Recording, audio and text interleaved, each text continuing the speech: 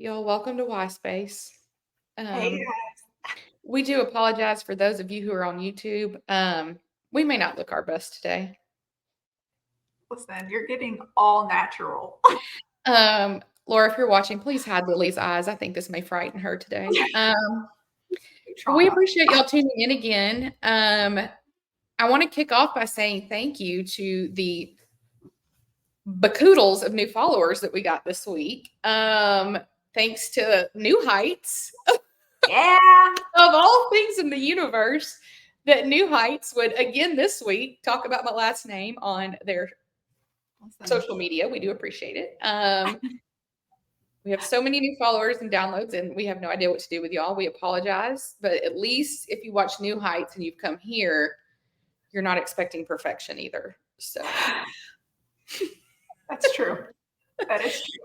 But thanks for listening to us just chat about nonsense. It's true. And I mean, hey, if you're watching New Heights, you have found your right content. We too are Travis Kelsey fans, and we too are Swifties. So Right. It's the meshing of perfection. And I have to say, when they reposted the whole New Heights thing this week, still my most favorite part, even though it's just still crazy. My most favorite part is that Kylie is a part of that segment. God, Because she's the best. oh my gosh, I love it. So our agenda today is all over the place. It is very heavy football. So Laura, if you are watching, you will be very happy about that. But I thought what we would do, since it is going to be heavy football, we're going to do entertainment first. We're going to knock it out. We don't have as much as normal. Been kind of a slow week. It has. Which is probably good. We've been a little inundated lately. But since we were on the topic of the Swifties, I was going to mention that obviously Trav made it to Paris this week. He did. Yeah, I guess Sunday was this week. The Paris shows were amazing. Seeing him there, all of it. So many confirmations to things that we talked about. So high school dances are obviously about him. The end of But Daddy, I Love You is about him. Yeah. It was amazing. Then she said, this is our 87th show, and I died dead on the scene. It was amazing. Now, like as a new Swiftie that's just coming into the game, like to start picking up on some of these things, because before she could have said 87th show and been like, "Congrats, my guy!" Like that's a lot of shows. Oh no, not now. There's meaning well, to it. I don't know that we've even talked about this. I've kind of had a crazy week, but apparently there has been now confirmation by one of her backup dancers. Well, first of all, thank you to all the backup dancers, because y'all are dropping stuff and confirming stuff on social media, and we appreciate the service. Yes. But one of them has also confirmed that not only did she mention that it was the 87th show because it was, but also because Trav was there. But third thing, there are 87 Easter eggs in the tour set list that are for Travis. So let's go ahead and talk about that. Means we're missing about 78 of them. Like, we don't know what's happening. And I feel very like in tune, but she confirmed one of the two Natalies, I believe it is not the redhead that played Rebecca Harkness, I believe it's the other one, confirmed that there are 87 official Easter eggs in the Eras Tour that are Travis related. So I mean, we know doing their dances when they're supposed to be in the bleachers during so high school, does each one of those count as one? Oh, that'll get us down to at least 70. That's a good point. That's a good point. I don't know, but this girl had to turn her comments off because everybody needed to know what is happening. Also, I'm just saying, I know today is Thursday, but we could probably get there by Saturday / maybe. Tickets in Stockholm, Sweden, $81 right now. Yeah, I've got to get myself a passport. That's what I This is really becoming a problem. Also, I hate you American ticket sellers. God. So, I could use the thousands that I've spent to see 2 shows, but your girl is definitely going again. I don't care what it takes. I've got 2 kidneys left. I only need 1. So, but I had some questions for you, because obviously we have noticed in our algorithms and our stats that a very large, if not most of you, are here for Taylor content. So thank you for that. So let's have a little Taylor content to keep you all happy and coming here. I was going to ask you, has your opinion now that we're a little bit into the Paris shows, like we've had those, we're moving on to Sweden, has your opinion changed at all on your favorite TTPD song in the new set? Or what is your official opinion? I still really like, but Daddy, I Love Him is my favorite song off of her album, but it's not my favorite song that she does live. Same. Still does great on it. I still think that I Can Do It With a Broken Heart and So High School are just both competing. And So High School really is just a favorite because it's so much throwback. Yeah. So yeah, maybe I'll do the Aristotle dance again for everyone. Could I do that entire dance today? Yes. Yes, I could. Am I a dancer? No. We could be. We could be with enough practice. Well, and listen, I could do that one. I'm going to go ahead and tell you. Here, I've made an official decision. I just told Aaron this last night. And this is a big statement. So this may come in hot. Okay. In all of the albums that she has written, in all of the songs that she has written, she is the queen of bridges, as we know. Yeah. I would stand firmly behind the fact that I believe that there is no better bridge that she has written than The Smallest Man Who Ever Lived. Okay. I'm going to tell you, when my girl comes out with everybody in their fake drums and does that, when she says, "Were you sent by?" she sends me. Like, it's so good. That song is fine. That song is fine. When I listened to the album, when we first heard it, I think if we went back to that show, I was kind of partially because, I mean, at the time I was fully convinced it was 100% about Maddie Healy. I still think it's like 98% about Maddie Healy, but I'm going to go ahead and say that I think we've got some anger for Scott Borchetta, Scooter Braun, some other men in her life. I don't think it's about her dad. All these people that think it is, they need to let go of that. But that bridge and like the choreography is nothing really. I mean, she just marches out and they're marching with the drums and then they fall dead. I mean, it's not like, but I told Aaron, just the words and the performance of it, it's Oscar worthy to me. I could agree with that, actually. It is just so good. Because you're right. It's one of those songs, listening to the album, you're like, it's a good song, but it's not my favorite. But when she does it live, there's just something to it that you're like, no, this one's fantastic. I sent you a guy's video series on TikTok. I don't know if you saw it. Alex Day. He's doing a bunch of Easter eggs. Well, he does talk about Easter eggs, but it's not that one.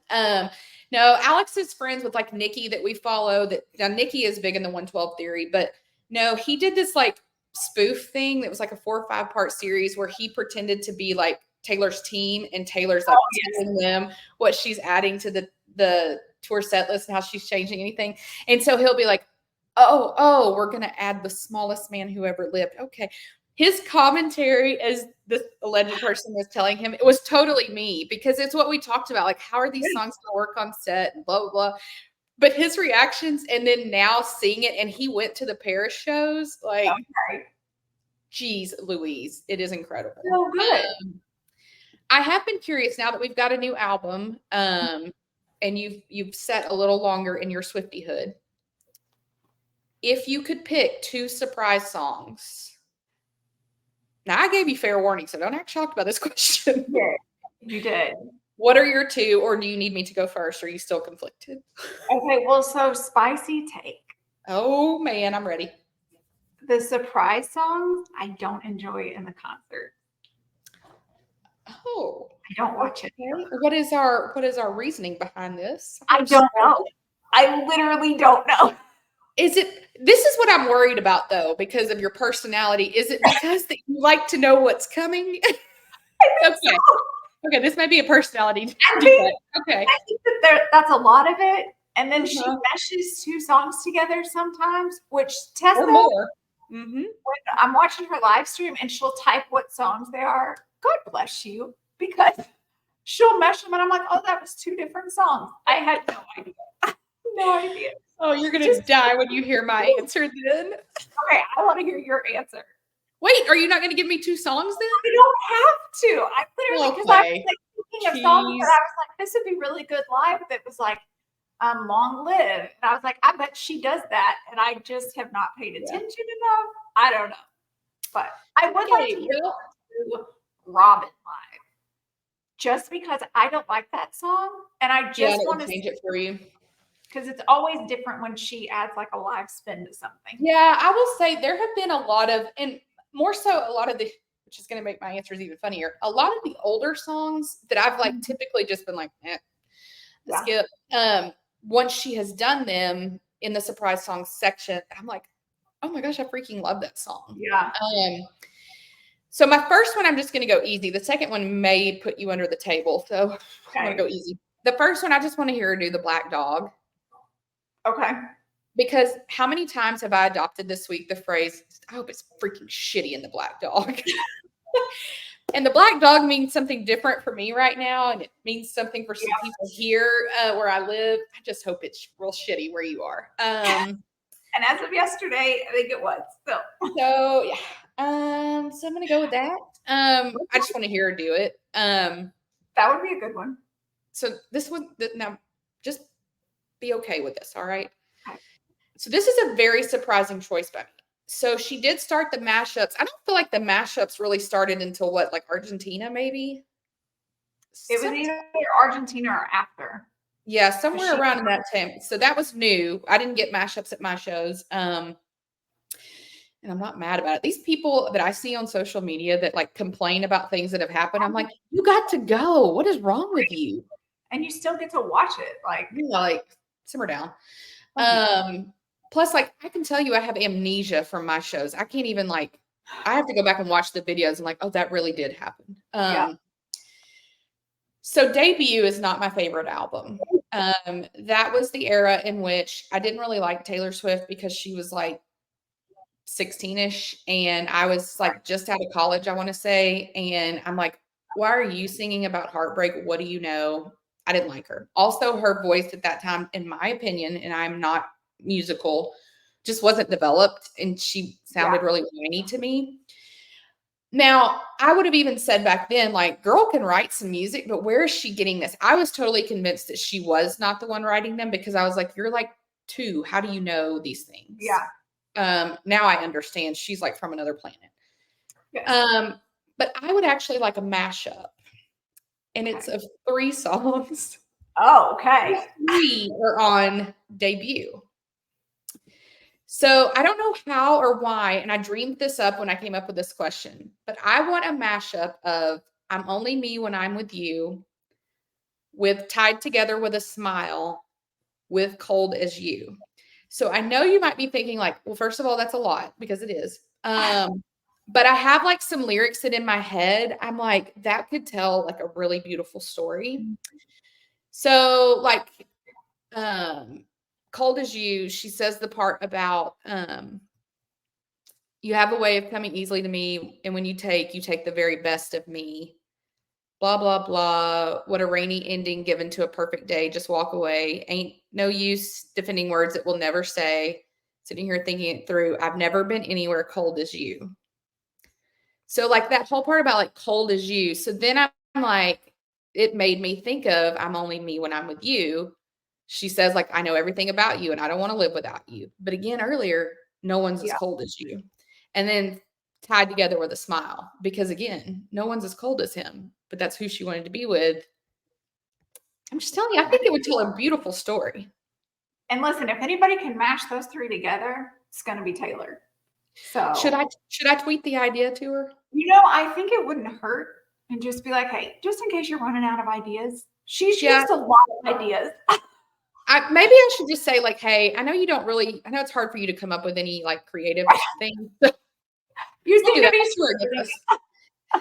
see. Maybe maybe Taylor Nation will retweet me. I mean, I'm on New Heights, so pretty much the same thing. We're practically famous now.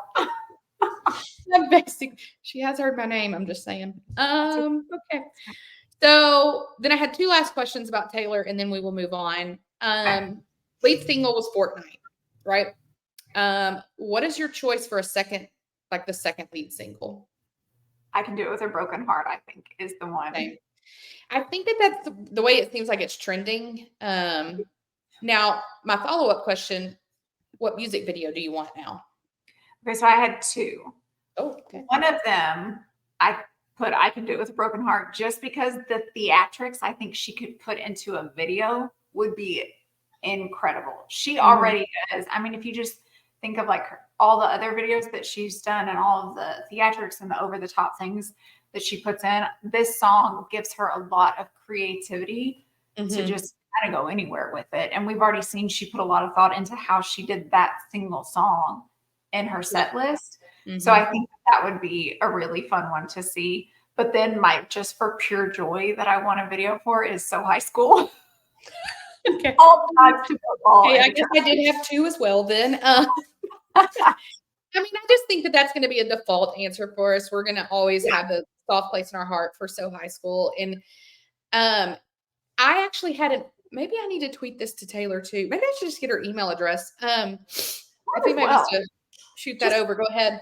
I won't sell it to anyone. I had an idea for that music video. So like when I first heard it, in my head was like picturing high school, like a high school football field and the cheerleader and all that. This is what I've started thinking of. What if she goes back to like a reunion or a football game at her high school and she runs into the guy she was in love with in high school? Oh, that would be so good. And she could play on her life because she could come back having not been the popular one, coming back and she is the world's most popular person. And he, being Trav, was Mr. Popular, the football quarterback, and he comes back. Boom. Oh, I love that. I'm probably going to Travis would ever be in one of her videos, or do you think she would still 100%. Well, do you mean would he agree to it or would she ask? Would she ask? I'd see that. I don't think. But he's just like in the back, and it's like an East. Like, can you find him? He's in there somewhere. See, what I think would happen is she would never ask. Well, here's what I'll say. I would say historically she would have never asked because I think, unfortunately, our girl probably always assumed every relationship was going to end. Fair. I don't think she believes this one's going to end, and it's not. Tay, we're going to make it. It's going to be okay.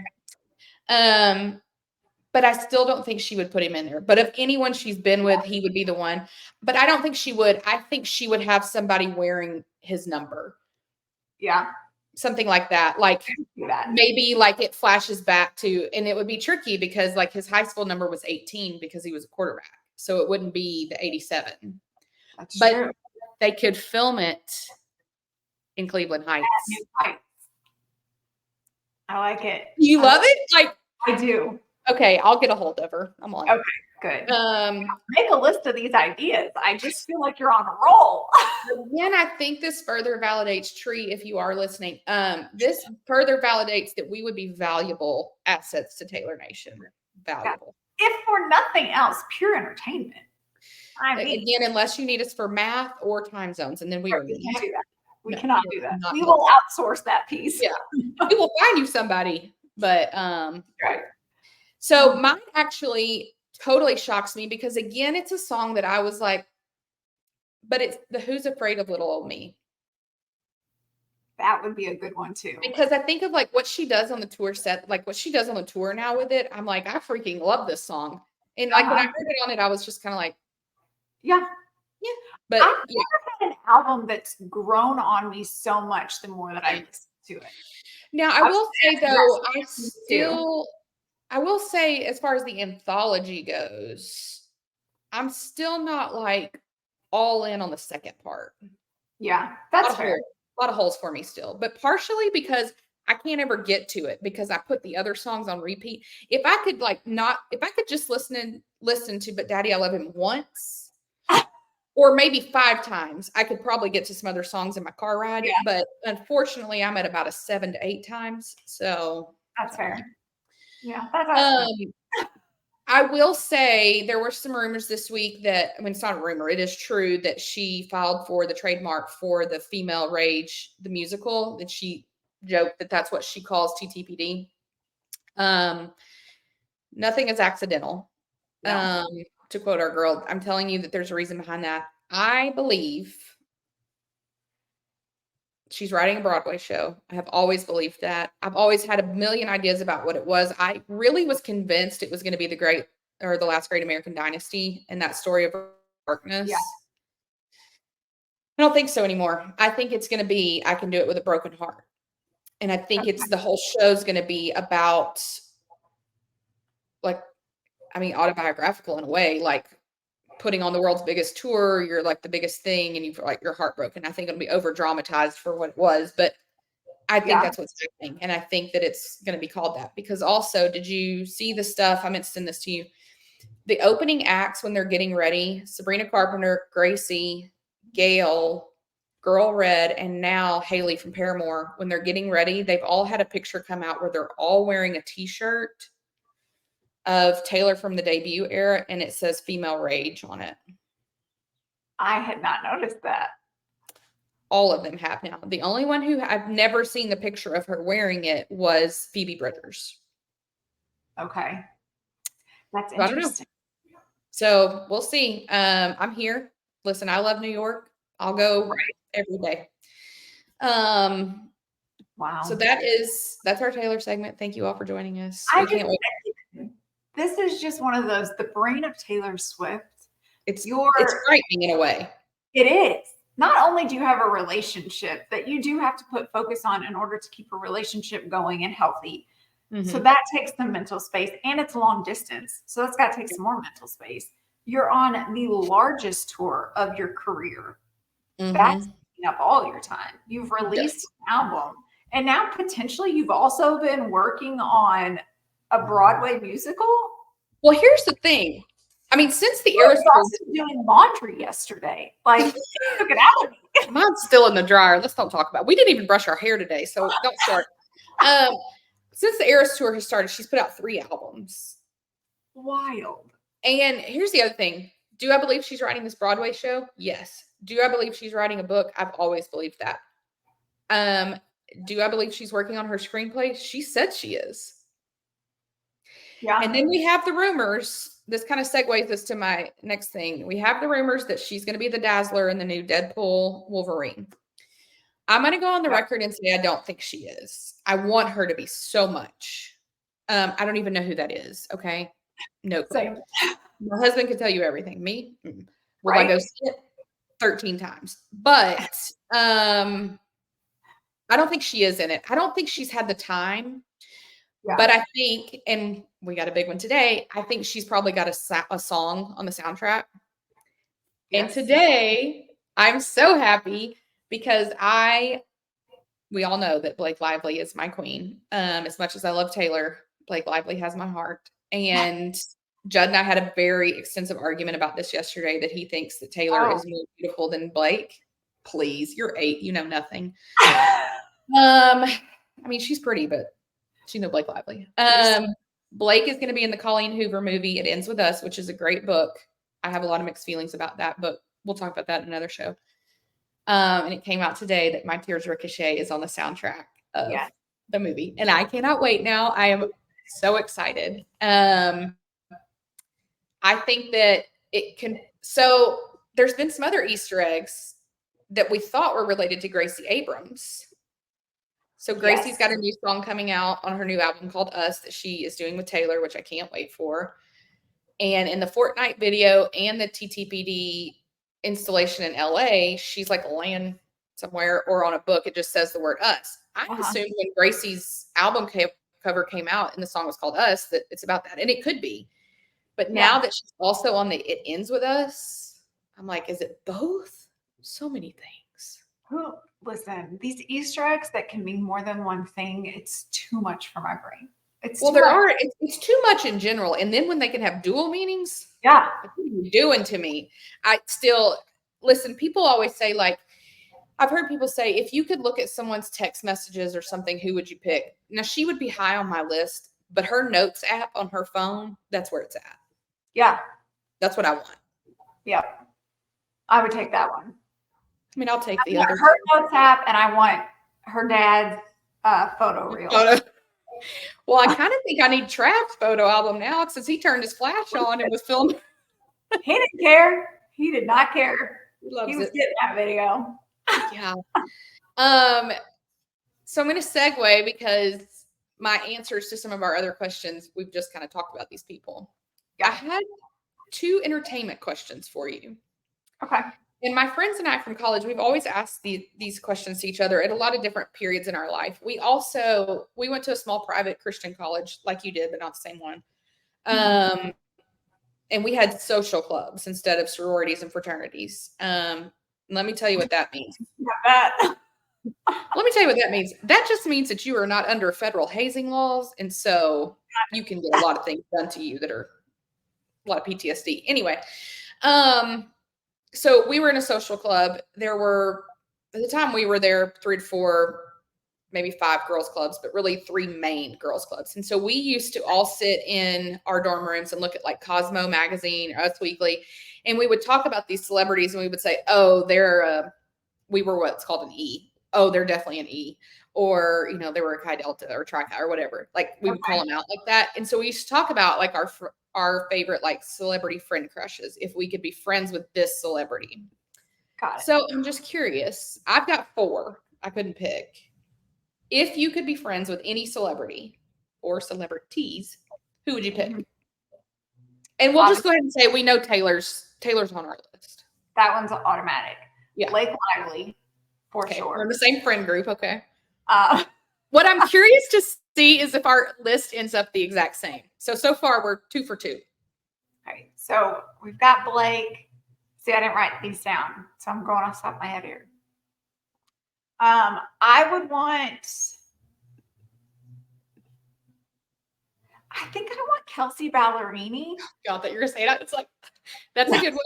Yeah. Because I think she knows a lot of things. And yeah, I think she would. She just looks like a good time, and she looks very kind. She seems to have a kind heart. So yeah. Okay. And then I want Brittany Mahomes in my friend group. Well, you know, a year ago I would have never said that, but I can see that. Okay. When I say she just seems a lot more dangerous than normal now. Yeah, I think it's really than what we originally thought. Yeah, I kind of wonder because I've seen comments that Randy Mahomes has made about Taylor and Brittany's friendship, and that she's like glad that they're friends because that Brittany like has trouble like kind of coming out of her shell. And so I kind of think now I passed judgment incorrectly in the past, but I do think her fashion and stuff has gotten better. Much. Yeah. Okay, when I say my next one, you're going to say, "Oh, me too." I just know it. Kelly Teller. Oh yes, told you. My other one is kind of I don't know that you'll agree with my other one, but I felt this way. It just kind of hit me with the pair of shows. I think Gigi Hadid. I think that she would be a fun friend. Hey, I think she might be a fun hang. I do too, and I love this, but like let's go on drinks. Yeah, I love watching Gigi at any of Taylor's shows. I remember when the Nashville shows happened. Poor Gigi, I think she was drunk out of her mind, but she was running up and down the aisles of the floor with one of the Haim sisters, with Esty Haim, and I loved it. And she was going to town dancing at the shows in Paris. I just think she would be fun, but she also seems like there's a level of depth to her that you wouldn't catch at first. But I think that's a lot of Taylor's group. I feel that way about Blake too. I think like Blake. They all seem like a fun hang, but there's like a massive business creative mind that they all seem to have, which is fascinating to me. Yeah. I think it would really elevate my life. So, hey, any of y'all are looking for a friend? I'm your girl. Okay. Another question we used to ask ourselves all the time in college: favorite celebrity couples. Let me tell you how this originated. Back in the day, this will really age me. Back in the day, I made a statement of, if Tim McGraw and Faith Hill ever got divorced, I would be devastated. Yeah. Okay. I can tell you, I don't even think about either one of them anymore, ever. But we know Travis and Taylor are always going to be our first, but who are your other favorite celebrity couples? Okay, so funny thing you said that because Tim McGraw and Faith Hill are on my list. That's so fun. I mean, I still would be sad if they broke up, especially all these years later. But yeah. I think I'm always fascinated by couples that have like stood the test of time, but are always so complimentary of each other. which those two, even after all these years, still are so complimentary and seem to truly enjoy each other. So I had them. Kurt Russell and Goldie Hawn have always fascinated me. I just really enjoy 95. And then George and Amal Clooney. Those are. I know. Did not see any of these coming. Did not see a one of them. There are some people that just fascinate me that I'm just like, I just want to sit in a room and just watch you interact. I feel like they probably have very deep intellectual conversations because I think Amal Clooney is like brilliant. Yeah. I think that's why she fascinates me, because she's so mysterious to us, because you're like, what does she do? And you're like, oh, she's been in another country negotiating with like world leaders. War criminals, Thanks. Well, I'm glad that yours are so sophisticated and mine are not. But I still think you're going to say, oh, yeah, when I say mine. Blake and Ryan. I would be given with Travis if something happened to them. Yeah. Kelly and Miles Teller. Yes. Their friendship that they have, to me, is so, I just love it. It seems so unique from what we're used to seeing in Hollywood. And then my last one is Jason and Kylie. Oh, I should have put them. Because again, their relationship reminds me a lot of Aaron and I. They pick at each other and we pick at each other. And I love that. It's one of my favorite things that like, we can just make fun of each other. And it's like, I don't think the marriage is good if you can't pick at each other. No, y'all are the ones getting divorced that can't do that. Right? Whatever. Okay, let me double check my stuff. Okay. That's pretty much what we had for entertainment. This other one that we have sort of, never mind, I'm not going to do that yet. Okay. So again, I made my notes and I put pictures in it. So, it broke them into like a bunch of pages and now I'm confused. I'm struggling. Before we talk about the NFL, I know I had listed down here. Hold on. It's that professionalism really coming through. Oh, okay. We're going to talk about the NFL. Yes. But I wanted to talk quickly because we just talked about her, Brittany Mahomes. Yes. Her Sports Illustrated swimsuit edition came out. Stunning. Just, dear God, you have had 2 children. Did they come out of your ear? Because, oh my God. Gorgeous. Just absolutely. Because like used to, back in the day, Sports Illustrated, when it had the swimsuit edition, it was like Giselle and all these supermodels. You're talking about a mom. Yeah. Like, oh my gosh, she is just stunning. Yes. Like, props to you, Brittany. Like, you look gorgeous. And then we have quickly learned that your heart is as beautiful as you are. Like, but also, can we talk about the fact that Gayle King was on it? Listen, I didn't get that one. What happened? But you know what? If I was Gayle King, I'd have said yes too. Oh, I mean, she looks good. I have a few things though, but I'll stand here in a swimsuit just for the experience. Listen, I mean, and for her age, she looks really good. Yeah. It's not that. It's just Gayle King. Where did that come from? It wasn't. When I saw that picture, I was like, how did that even get on the dartboard when you were coming up with ideas for the issue? Like, who was like, Gayle King is who we need to call? Yeah, is she doing a lot of the commentating for Paris for the Olympics? So in years past, she has done some. So I haven't seen her name a lot for this time. Well, but she does it for like her whatever news station she's currently working for. So it's probable that that was the only thing I could connect it to, was maybe it was the Olympics, because otherwise I was like, what are we doing with Gayle King? I don't know. She looked good. She did look good. I mean, listen. Brittany's pictures were. Oh my gosh. And I think that I enjoy, obviously she's beautiful, and so it makes sense for the issue, but I enjoy that we're also starting to see her business side as well. Because I think everybody's always seen Patrick's wife, and she's just, out for his money or whatever. I'm like, actually, she's like invested, and she had her own professional career and all those things. So it's been fun that she actually gets some spotlight on that now. Yeah, I will say that that was actually kind of one of our next topics, and I have to check my Y factor before I say something because I want to make sure. Okay, yeah, no. Because part of what I was going to say, I had originally put as one of my options for our Y factor segment, but it's not. Patrick recently appeared at the Time 100 event. They look stunning. and we loved that they had a picture of Jack Antonoff. But he recently made a toast to like women's sports. And we've talked a lot on here, which I'm kind of glad that we have like organically done this. We never, like when we set out with this show, it was really like, it was going to be Taylor heavy and we would talk about football. But what we've really organically gone to is really talking a lot about women's sports. And I love that that has happened and that we didn't really plan it. But Patrick made a toast at the time event where he was being honored, in which, again, I just freaking love him. But he said, tonight I'd like to raise a glass to a new era in sports. Also, he used the word era. Okay. I know. You noticed. Okay. An era when the women's game is finally getting the attention it deserves. For a long time, there was this well-meaning but patronizing idea that you should care about the women's sports because that aligns with your values. And he said, I'm sure there's some merit to that. I really appreciated that. Again, having been somebody that grew up playing sports, but it is true. For so long, we always said, oh, women deserve to they should be getting the same deals as the men. And, you know, they should get the views and put them on these networks. But he's right. It was in a real patronizing way because we were like, we should feel that way. But again, looking at you, Tarasi, nobody took the time to actually make it happen. Right. But then you've got people like Patrick and Brittany who bought the KC Current, who, by the way, undefeated right now. I don't know if you know that.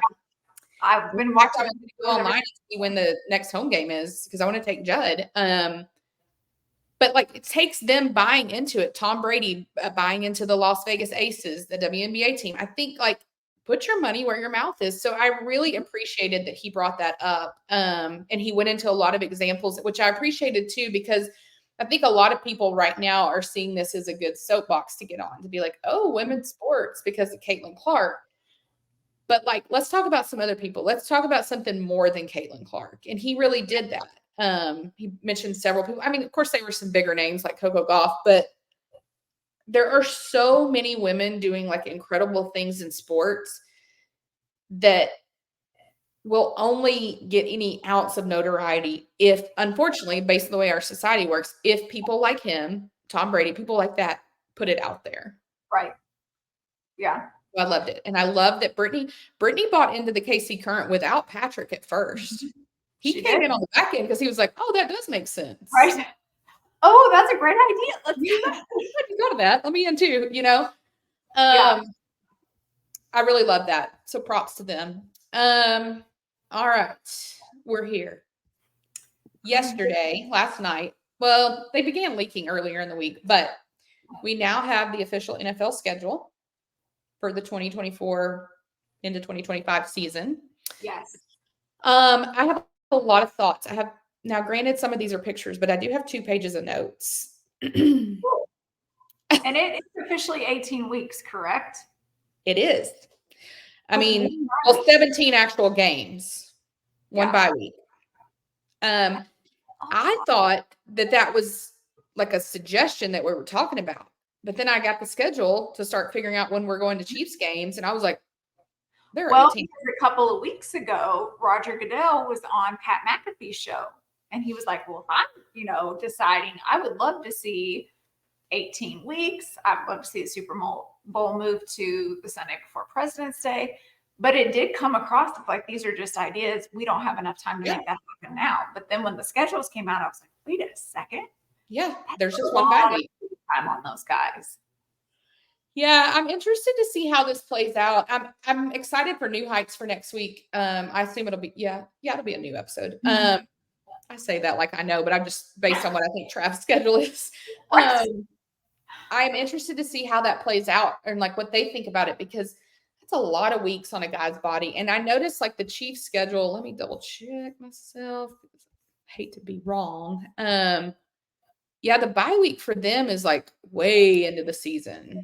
Yeah, it's week 7. 4, 5. Oh, maybe, wait a minute. I was looking at my chart wrong. It's not them. It is earlier in the season. It may be the Bills. I'd have to go looking at it. It may be the Bills that it's like maybe the 14th week. I just feel like that's a lot. But again, we're kind of going to flag football rules. True. I mean, maybe it'll be okay.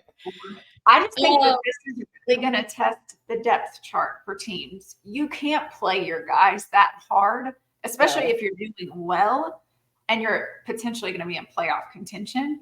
You can't play them that hard. So you're going to have to start playing some of that second string. So it'll be interesting to see kind of what the strategy is for some of these teams. I really think it's going to make the importance of backup quarterbacks and backup running backs very important, because it wouldn't be what the coaches are already thinking, because we saw a lot of quarterbacks get drafted or picked up in free agency that were a little bit of a head scratcher for us.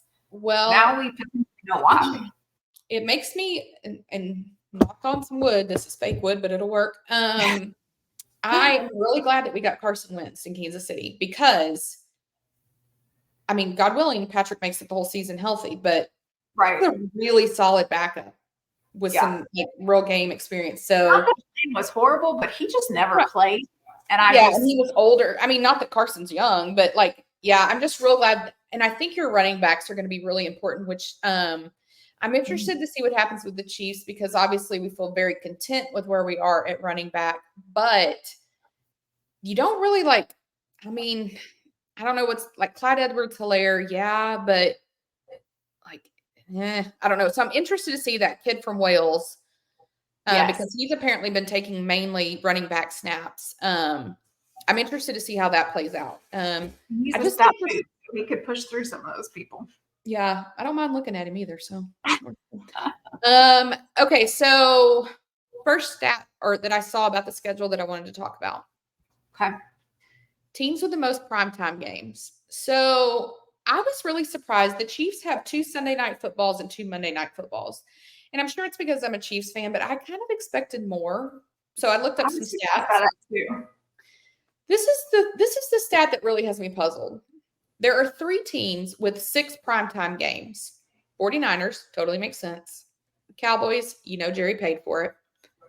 The Jets. The New York Jets. I mean, I guess because everybody's going to be watching to see how Aaron Rodgers does this year. Maybe. Well, I got some predictions I want to talk about too. But so they've got 6. At 5, we've got Rams, Packers, Chiefs, Ravens, Eagles, Bengals, Lions, Bills, and Dolphins. So that makes sense. And then Panthers, only team without a primetime game. Probably not a loss. Right. I mean, what are we missing, guys? Know that. So I thought those were some interesting things. Do you want to go now to – I know where I was going to go next. Some key matchups that I noticed. Oh, yeah. Go ahead and talk about that. I mean, obviously, I've got a lot of thoughts. We're going to talk about the Chiefs' schedule, so I'm not really going to focus on that here. But I'm super interested to see a lot of these guys play their old teams. Like Kirk Cousins is going to play the Vikings towards the end of the season. Saquon, the Eagles, play the Giants like mid-season. Russell Wilson, he's coming out against the Broncos week 2. I feel like he's going to have like a career high game. I do too. I'm calling it now. Anger because he won't say it. Yeah. I'm interested to see Stephon Diggs play the Bills. That happens week 5. I want him to get slaughtered. Like, you just complained so much, and I just want them to absolutely slaughter. My only thing is I really, and we'll talk about the predictions too, but I'm loving the Texans. I'm loving what they're doing. And so I want to see them successful. And I'm kind of like annoyed with the Bills, but we'll get to that. So there's a lot of rookie matchups. Like Jaden Daniels is going to play his teammate Malik Neighbors, and they have some big bet. Caleb Williams going against Jaden Daniels. Those kind of things I'm excited about, but I'm just interested to see these guys. I mean, honestly, the Bills signed MVS this week, Marquez. I was so weird. Like, I'm sure there's a rule that you're not supposed to talk about your former team's plays and stuff. And of course, McCole Hardman got ripped on that, which nobody could prove to. But I just always feel weird when they go to like your big rival. I just don't like that. And you do have to wonder, I'm sure there's some strategy in that, because everybody talks about their play. But I've always thought that too, when you've got offensive coaches and defensive coaches that go to rival teams. I'm like, they're saying, hey, this is what so-and-so likes to do. This, so it just has to be an across the board type thing. Yeah. Unless it's spoken, we just don't do that, but I highly doubt that. Yeah, no. These people don't have integrity. What are we saying? No. That's not game. Before we dive into some predictions, we did confirm that Taylor, it looks like, would be able to make all but 3 of the Chiefs games. So we're here for that. I am thinking right now that the Asbury family will be making it to the Ravens, the Bengals, the Saints, and the Texans game. Nice. So we'll see. We'll save my predictions again. I'm going to talk briefly about the international schedule. A lot of games this year. I understand like trying to grow the league, but I also don't get it. I don't understand why. National Football League. National. Yeah. The international. I don't get it. I don't love it. I mean, but here, like if I was an American abroad, I would think it was cool. Yeah. The Eagles game in Brazil, are we not worried about heat, folks? Were we not looking at weather when we planned this? Did we not see what happened when Taylor was in Brazil? Like someone died, literally dead. Yeah, I don't think it's like a domed field. I think isn't it one of the same fields she played at? I think so. I'm just telling you, I think that game alone is why Jason Kelce retired. He does not like to sweat. I'm good. I mean, you're going to be hooking all those guys up to like IVs before the game and at halftime. Well, and they're playing the Packers, who are used to playing in the frozen tundra. So, yeah, I don't know. That doesn't bode well. The Jets are playing the Vikings in London, along with the Jaguars and the Bears and the Patriots and the Jaguars. Now, why are Jaguars playing in London twice? I think it's because they're owned by a British man, right? Possibly. Or is it because nobody in Jacksonville goes to their game? Twice last year too. They played overseas back to back. I wonder why. I don't know what. Here's what I think has happened. The NFL has gone all in on Taylor, which we appreciate. Right. I think the NFL gave all the real crappy games to London because we've said so long, London. I love that theory. I'm full of them today. The last one is in Munich. The Giants are playing the Panthers again. The Germans are suffering. Right. Games, like we gotta play somebody out there. Let's just put them. Yeah. I don't know. Wasn't great. I'm anxious to see the Panthers play this year. Are you going to be just as bad? Are you going to be worse? Or is there some improvement here? I don't know how they could be any better. They didn't get anybody. Coach. They got a new coach. Somebody got to play the game. Yeah, you needed some offensive linemen. You needed some defensive players too. A whole thing over there. Yeah. Not a good also time. Really anxious to see the Eagles play this year. Well, yeah. So let's get into some of these predictions. So the Eagles, it depends on which Jalen Hurts shows up. Yeah. Like, because they've now gone out and gotten like every ounce of talent you could find. Yep. But that doesn't always equate to wins. In fact, a lot of times it goes against you. I do think they've picked up some good players in the offseason. And I just think that there was some personality. Not that players hated each other in the locker room, but I think that Jalen just has a personality where he either clicks with you or it's not happening. Yeah. And so I'm hopeful that some of these players that they've picked up, like he just seems, you already see him pictures in the weight room of them working out together and stuff. So I'm hopeful that maybe that change in dynamic in the locker room will be maybe what he needed to kind of get him back into gear. Because you're right, it truly hangs on which Jalen we get. Well, yeah, I think for the Eagles, the season comes down to, I'd say 3 things. Always number one with every team, you got to stay healthy. But second of all, I definitely think it depends on who shows up with him. But also, I think for them, the big thing is, can Nick Sirianni stay out of the way? Because I'm telling you, I think he was the Achilles heel last year. Yeah. So can he stay out of the way and because they've got some new coaches in there, let them do their jobs. I think they'll be better off. If he's still like running the show, I think it's going to be the same as last year. They may win a bunch of games and go nowhere. Well, because then I think he starts to get cocky, and then he's like, I don't need to listen to anybody. I'm going to do it this way. And I think that was probably his dynamic with Jalen towards the end of the year too.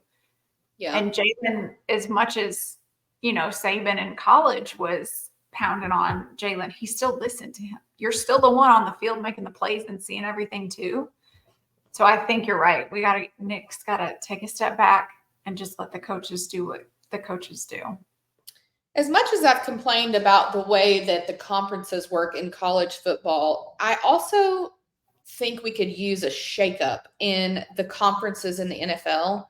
Because when I look at the schedules for everyone and the talent that people have, I still think in the NFC East, it will be Dallas and Philadelphia in the championship for that. And so I just see that. I wish we could shake it all up. Like, let's get some different don't worry, my ESPN just went off. Xavier Worthy from the Chiefs got his car stolen. God, lock your doors, Xavier. I mean, let's not start having troubles already, please. But no, I wish we could do some shakeup because I guess I'm tired of seeing a lot of the same. Now, saying that, I mean, I need the Chiefs to be there every time still too, but yeah, I still when I was thinking of my predictions for the season, I still see it being the Cowboys and the Eagles and NFC East championship. I don't know. I read that based on strength of schedule for this year, now that it has come out, it is determined by your opponent's record, which I guess makes sense. Says that Cleveland has the toughest schedule and Atlanta has the easiest. I was thinking that when I saw the Chiefs schedule, I was like, week 1, the Ravens, week 2, the Bengals, like, holy bananas. Yeah. But they were middle of the road on the hard to easy listing for schedules. Well, yeah. I mean, it looks like you're putting your hard teams at the beginning. And maybe that's good. I don't know. Because they don't play the Panthers until November, like Thanksgiving. Yeah, I don't know. I just thought it was weird. I didn't look at the Browns schedule because I don't care about the Browns, but thought that was interesting. Early predictions, the experts are saying the best records at the end of the season will be the Chiefs, the Ravens, the 49ers, and the Lions, which I would have to concur because I just feel like they're still going to be riding the momentum of last season, and that's pretty much a replica of last season's teams. Because I just think those 4 teams, talent overall, what in the world?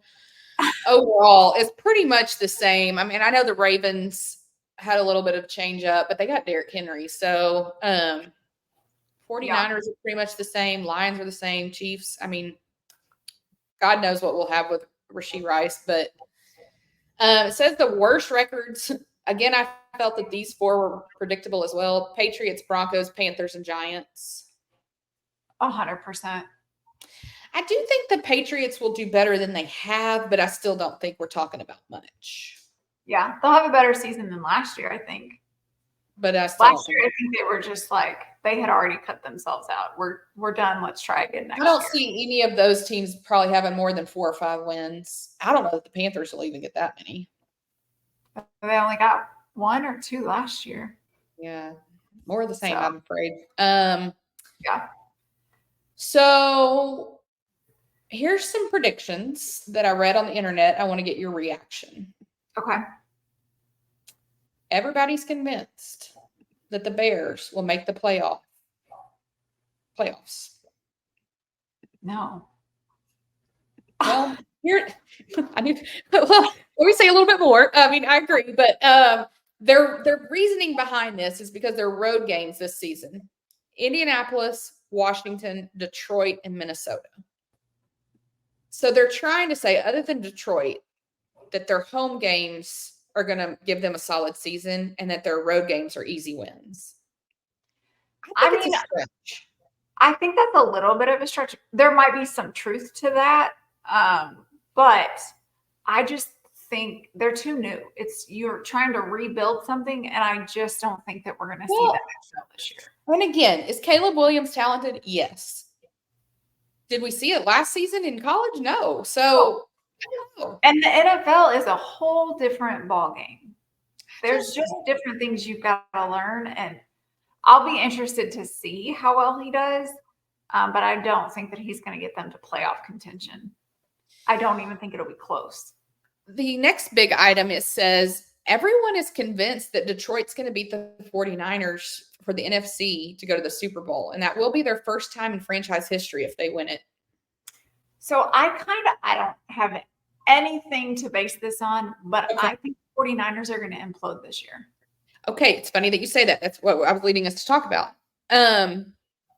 So do all the experts. Like, no one is, I mean, they're saying they're going to be up there because, I mean, it's the 49ers. You've got too much talent not to be. But they're not saying they're going to deliver at all. Mm-mm.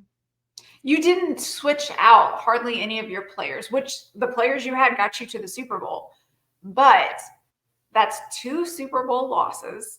Mm-hmm. They're beat up.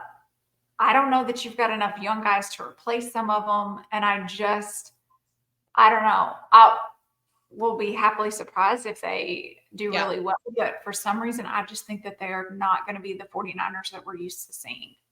Yeah, that's they're kind of the team that the experts, it looks like, are saying are going to fall off the most. I mean, it's kind of tricky to say they're going to fall off because they're still going to be in contention. But yeah, I think anytime you go to the Super Bowl one year and honestly like have the game until the last minute, to come back and not go back there, I think you're going to be considered that you fell off at that point. And I think Detroit has enough, they got a lot of fire in them. And I love their coach. Dan Campbell is so good. You see, I think that's the problem in San Francisco. I think it's Shanahan. Yeah. I think he's defeated too. Yeah. So you got to get your mind out of that funk. But I think Dan. I think mentally that really Super Bowl loss is going to. I think that Super Bowl loss is going to mentally really affect George Kittle. I think that's twice now. And, he swore the first time we're going to make it back. We're going to get this. And then I just feel like you think so much about off season, about training and getting reps with your quarterback and all that. I think there's a mental part to it that is going to be a real struggle for them. But, and I said this last year when they were doing all the media interviews for the Super Bowl. All of the 49ers get in there and act like they are tough stuff. They are the best of the best. Freaking Nick Bosa. Chris Jones doesn't have anything on it. Okay. But then you get the Chiefs out there who are like, they've got some of the best players. They're fantastic. Like giving them their flowers and saying, yeah, we are going up against one of the best teams. They are tough to beat. Then also we're a great team too. We've got, but they're not demeaning them. And I think that plays so much into the mental game because the 49ers, for as long as you guys have been in the league, can't figure out the Chiefs feed off of that. And you guys gave them plenty. Listen, the way they came after Travis was one of the stupidest moves I've seen. And you know what? So did the Ravens. So did the Bills. But the Ravens really doubled down on him. And look what that got you. Yep. I wouldn't do it. I think that goes back to coaching, though. They'll do it again this year. Yeah, go ahead, please. Bring it on. I mean, I'll go online and be a fake fan of the 49ers to do it. So, experts believe the Saints will tank again and fire their head coach and get rid of Derek Carr. I totally am on board thinking that's accurate. Yeah, I think so. It's just he probably needs to retire or take a backup spot and have a seat. I just don't think his career is it's not going to. They're projecting Nick Bosa to win his second Defensive Player of the Year award. And here's the thing, as long as he stays healthy, I could probably see that as well. Yeah. Do I think he's the best talent in that position in the NFL? No, I really don't. But I think that on their defense, he is. Yeah. Whereas a Chris Jones, I think Chris Jones is more talented. He's getting older, but I think he's more talented. But the best thing for the Chiefs is that he's got so much talent around him It's not all dependent on him. And he's the kind of guy that would rather get the ring than the award. And I think Nick Bosa is an award over the ring kind of guy. I think you're right. I can't stand him, dude. I don't know what that noise was either. Okay. They're projecting that the Bills win 6 of their 8 home games. No team has had a better home winning percentage than the Bills since 2020. Their home winning percentage is 79.4%. Here's the thing. You can win all the games you want at home. You still ain't got nothing to show for it. Yeah. I don't see it again this season. I don't think – now, I'm not saying that I think Stephon Diggs leaving was like a nail in the coffin for them. I don't even think that's going to – I literally don't think that will impact their team at all. I think it helps them because I would venture to guess that was a very toxic and negative environment in the locker room. Yeah. So it'll be fun to watch them this year. I really think for the Chiefs, they're projecting that Joe Burrow is going to win Offensive Player of the Year. And here's the thing: could it happen? Yeah, but my guy's got to stay healthy, and that does not seem to be his forte. And starting second week against the Chiefs, that's a hard defense to stay healthy against.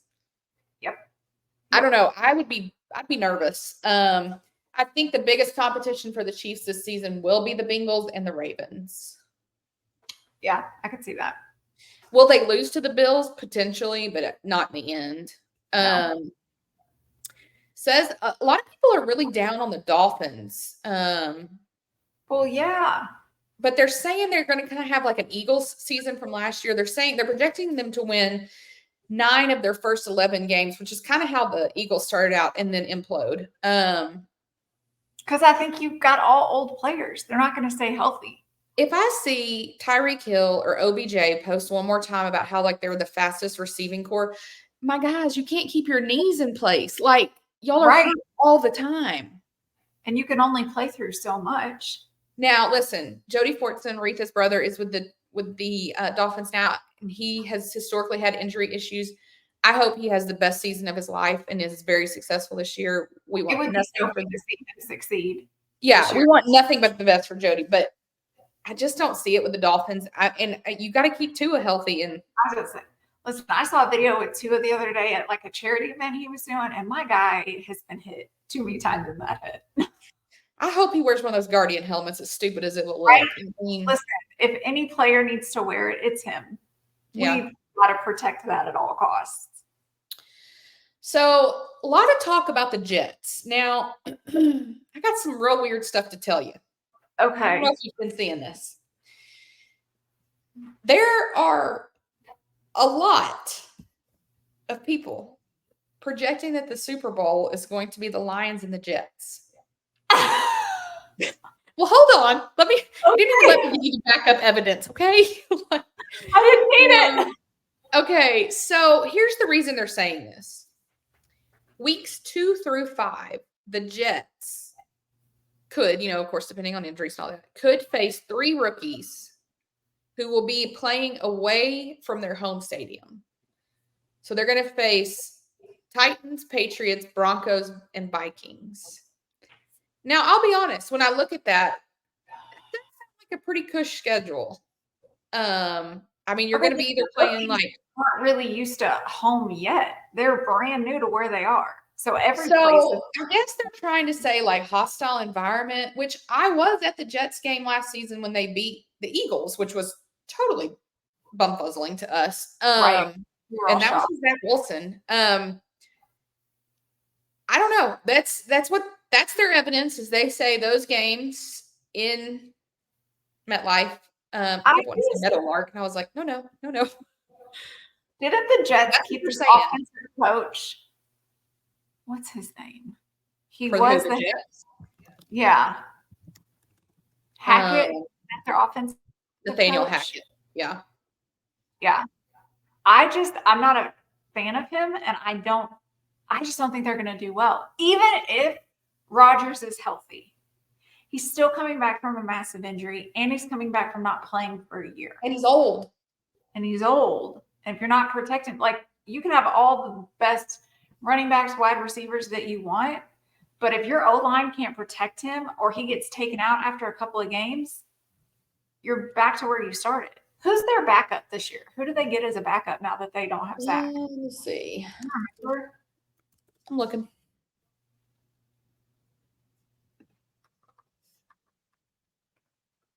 Oh, they got Tyrod Taylor. That's right. That's right. That ain't gonna get you anywhere either. I'm sorry. Listen, I am on board. I do, like, if I'm making my predictions for the season, I do believe the Lions are gonna make the Super Bowl, and I'm super happy about it for them. There is no way in absolute hell that the Jets are gonna get through the Chiefs, the Ravens, the Bills, the Bengals. Like, come on now. Like, I don't care if you are playing those 4 teams at home. Like, you're not getting through those last 4 teams to get there. It's not happening. Yeah. No, that's wild to think. And it's everywhere. Like, everything I was researching, I was like, what are we talking about? What is happening? Yeah. Well, this is all to say that clearly we need to be, like, being paid for our opinion because these people are buffoons. So there's that. They are projecting that the Ravens will end the regular season undefeated in December and January. I mean, they always seem to fly under the radar and do really well. So here's another reason, though, that I think this is outlandish. They got to play the Eagles, the Steelers, the Texans, and the Browns. Eagles and Texans, maybe the Steelers, but I don't know. I see Russ kind of going off this season. I do too. And the Browns were, decent. So I don't know. That seems, why? This is what I don't understand. And I lived in DC for a long time. People love the Ravens out there. I don't know anyone anywhere else that loves the Ravens, but why does everyone like get on this bandwagon that they're going to be like the greatest thing ever every season? Because they get so close to it. Every season they get so close to it. But is it Lamar? Like, is that what your evidence is? I guess, but he's never carried you far enough. Like, my guy's not done anything for. He never delivers. He never finishes. Not in the big games. He can't. He literally folds. Yeah. And we're talking about George Kittle having some mental issues after 2 Super Bowls. Lamar Jackson's mental health has to be in the tank. Yeah. I do think Derrick Henry will have a great season for them. I think that was a great pickup. I don't think I'll ever understand why the Titans got rid of him. I will never understand why Jerry Jones didn't go get him. No. But I like Derrick Henry, even though he's an Alabama guy. He's a fun one. So, let's see. Steelers. Cowboys taking Ezekiel back. Why? Well, because that's really going to get you far. Like, you just wanted to get the band back together for the last hurrah because everybody's on the 1-year contract? I don't think the Cowboys are going to make the playoffs again. I think McCarthy will be done. Dak will move on. Yeah, CeeDee Lamb's going to be like paying them to let him go. His mom probably will send a paycheck for it. I was going to say, his mom's already talking to other teams. Yeah. They're saying Pittsburgh's going to start 4-0. They're playing Atlanta, Indianapolis, and the Chargers on the road, and then a home game against the Broncos. I could see that. Yeah. I don't know about the Chargers. That one, I don't know. They're always iffy for me. Well, and it'll be interesting to see with Harbaugh in there now. Yeah. Justin Herbert's another one that, like, I've drafted him, I guess, the past 2 seasons in our fantasy football, and he delivers for me. Like, he's consistent. They just, again, can't get to the finish line, and they won't this season either. They're projecting that the Texans will not win the AFC South. They're saying because they faced 7 teams that made the playoffs last season, 3 that reached the conference championship, and the defending champs, being the Chiefs. Possible. I expect big things for the Texans, but yeah, that's a hard schedule. It is. Says they are projecting that Joe Burrow will rebound and lead the NFL in passing yards in 2024. I could see him. If he stays healthy, I could see that with the passing yards. Right. He's healthy. He's good. So they are saying that the Chiefs will have a better record on the road than in the games at Arrowhead. And I think that that's possible because, we are starting out with the Ravens and the Bengals at home.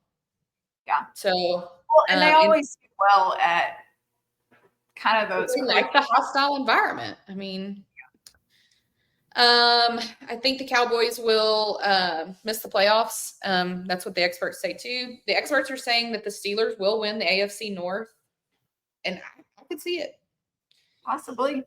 And then they're saying the Lions Jets Super Bowl and that the Lions win. Listen, I'm saying it's going to be the Lions and the Chiefs, and I'm just hoping for 3 in a row. Yep. So, what other thoughts and predictions do you have? Anything? I'm just ready to get to the season. I want to see how well these guys do, especially with the teams that took on a lot of new players, just to kind of see how well you mesh. Yeah. Now, how do we feel? A lot of news about different networks and streaming channels picking up games now. What are your thoughts on all that? It's just too much. It's too much to try and like 5 services now to catch everything. Yeah. And I think we have everything except maybe YouTube, the YouTube one. But I'm like, we've got cable or satellite or whatever it is, and we've got all the other streamers. I'm like, but then you've got to flip back and forth to figure out, and it's no. Yeah. I think it's annoying. It's all about the Benjamins, though. I mean, I get it; they're making money, but it's super annoying. I just need one parent streamer that just buys everything up. Or here's what I need. If you insist on putting these games on all these different networks, I need one button that I can go click to buy, and it's going to get me everything I need. Instead of me having to go into each one, set up an account, I need one button that gets me everything. It's just, I mean, and I get it. It's a business deal, and you're making bukus of money on it. But at the end of the day, also, you have to start thinking about the fan base. Mm-hmm. They're not going to be able to keep up, especially with the tickets now. And I was just about to say, and the ticket prices are so insane that right now, I mean, it'll change as it gets closer to the season. But right now, the cheapest tickets inside Arrowhead are almost $700. It would make me physically ill to spend that much money on a game. Well, here's a helpful hint. If you are a Chiefs fan and you're listening, it is actually cheaper to buy. If you plan to go to more than, I think we figured it out. If you plan to go to more than 2 home games and you have more than 3 people, it is cheaper to buy season tickets. Even if you're not going to make it to all the games, $1,500 total for the 3 of us for home. That's wild. Yeah. And I mean, you get a lot of perks with it too. Like you get access to like summer workouts and everything. I mean, just saying. And also when there are concerts in Arrowhead, you get first access to buying them. Okay. Well, then that's almost worth it to get some of those perks too. Yeah, because I mean, you figure right now, if I was going to take the 3 of us to a home game at $700 a person. Yeah. For itself right there. Mm-hmm. That's true. That's true. All right. Are we ready for the Y factor? I think so. I'll pull up my notes. All right. Let's go with what you're liking. What are you liking? Okay. Well, with the exception of the weather today in San Antonio, I have put it's the start of summer weather here. So the other, it's getting warm. The sun's out. You can be out by the pool and it's not cold. And that's where I think mentally I just start to thrive a little bit. The other night was like the first time. Yeah, we could be out on a patio at dinner having drinks, and it just boosted my mood. So I'm loving that. Today, not so much because it's a little gloomy, but got it. Yeah. I passed out. What are you loving? We have not talked about this, I don't think. Now I can't remember. Maybe I did send this to you. The new Jeopardy spinoff. Oh no. Well, let me tell you. You and I are going to be trying out this. I didn't know about this. Okay. Oh, we're going to be trying out. So there's a new Jeopardy spinoff coming to Amazon Prime titled Pop Culture Jeopardy. The game show will focus on music, film, TV, stage, sports, and more. I mean, if anything was written for us, it was this. I saw this and I thought, well, has the Lord not shined upon me today? Like, I don't know how but I'm gonna figure out. We're gonna try to get on that show. Calling on our life. This is what it is. I just got 2 shocking tweet alerts. This always happens. Apparently it has now come out again. This is speculative at best, but it is allegedly coming out that J-Lo and Ben Affleck have broken up officially. I keep seeing all that. It is not from their sources, but this is like confirmed, and it's not Dumois. So somewhere. The other one is that the NFL has announced that yes, they did take into account Taylor Swift's concerts scheduling. And that came from the NFL VP of broadcast planning. Listen, they're not stupid. No. They should. They are. I love it so much. I love it so much. Oh gosh. Okay, get off Twitter. Okay, I'll get way down my deep hole. Okay. Oh my gosh. All right. I'm a little nervous to hear yours because I think I know where you're going. So you know where I'm going. What is your mine is spicy too, so go ahead. Okay. Well, my thing that I'm not loving this week has to go around the whole Harrison Butker situation. Mm-hmm. He's the kicker for the Chiefs. A good one. In 2024, can we not start moving forward with it? Everybody gets to have their own beliefs. And then if we don't agree with them, we don't agree with them and we move on. Here's the deal. He is an extremely devout Catholic. He has very conservative views because of his religion. Mm-hmm. He was giving a commencement speech at a very conservative Catholic college. Very, very. Yeah. His speech aligned with the values of that college. Now, did it align with every single graduate? Probably not. But for the most part, it did. I think what people are not listening to, number one, those are just their beliefs. He gets to have that. We don't have to cancel him. We don't have to ask for him to be fired. If we don't agree with it, we move on. Do I think that he chose the best choice in words? No. I probably would have said something different, just steered clear of knowing what's going to, be a soundbite. But at the same time, you have to listen to exactly what he said. He did not say that women should not go into the workforce and that they should not seek titles and promotions. His own mother is a physicist. Yeah. A medical physicist. She's brilliant. What he said was that congratulations on this accolades. Many of you will go on to get promotions and awards and those kind of things. But I also know that the majority of you are looking forward to marriage and motherhood. Now, you and I went to a religious private college. It is the goal. Sorry. The goal of the majority of the females that I went to college with that, yes, I wanted to get a degree, but I really want to get married and have kids. That is the atmosphere. Yeah, that's the atmosphere of the college. So I think when people are just taking this whole thing out of context, you have to look at the vibe and where he is and the culture that he was speaking to. But also in 2024, everybody gets to have their own beliefs. If we don't latch onto it and believe it, then let's move along. It's just too much. I'm over it. Yeah. A lot of people sent me the story, like, what is your kicker doing? And here's the thing. We've been so ingrained in the media to be tolerant of some views, but in that we have grown to be more intolerant, right? Jeez, words. There's a gnat that's going to make me crazy.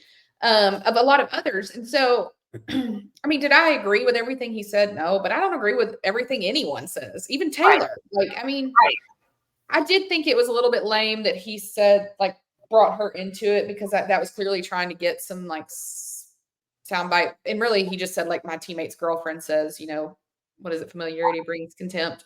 Which people were listening. Yeah, I just was like, whatever. But I've seen all these headlines like, oh, he went after Taylor Swift. No, he didn't. Like, that didn't happen. Calm down. We used to live literally right. I could see it from our house from that college.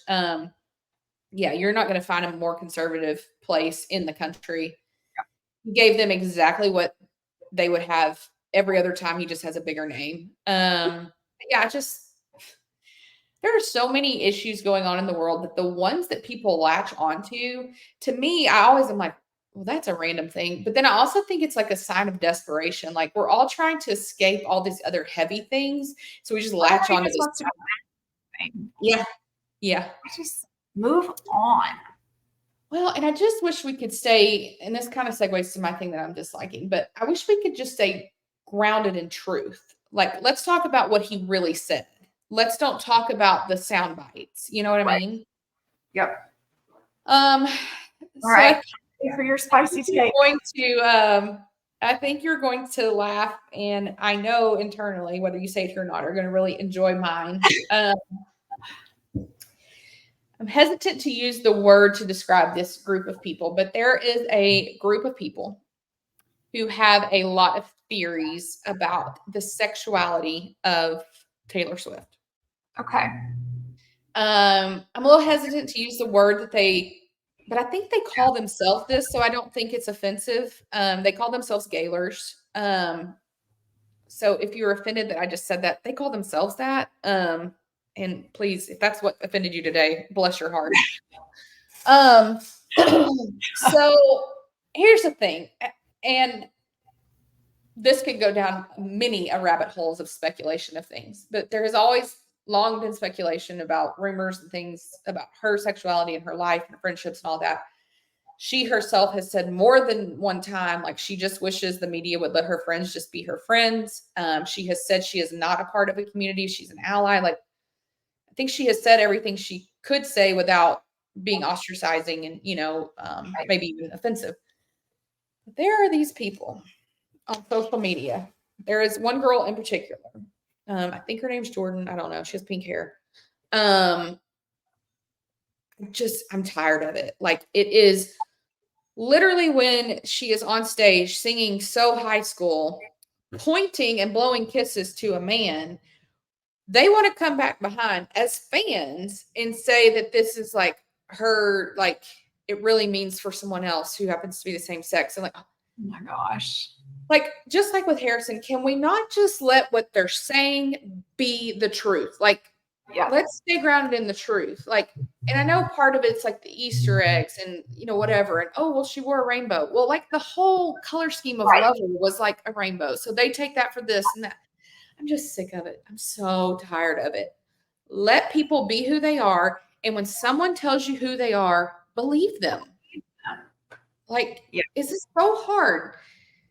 And it's a lot.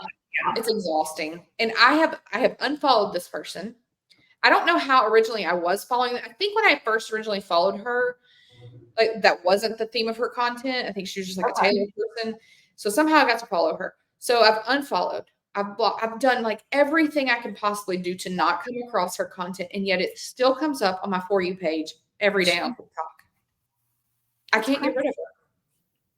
And I've literally never seen this person. Not once. It's not a lot to see either. Anyways, that's my dislike today. I'm over it. Like, let people be who they are and stop telling people what they are. Let them decide. Like, you're not in charge. And we don't have to agree with everybody. It is okay. It's okay. And not everything has to fit your narrative. Yeah. Like, yep. I could go on for days, but that was an uplifting note to end the episode on. Maybe we'll start ending with likes every time. Anyway, we'll be back next week. Let's see. I don't know if we've got anything big coming up, though. Listen, no award shows. The week is still young. Who knows? Yeah. All right. Well, we'll talk to y'all later. Thanks for tuning in, and we'll see you next week.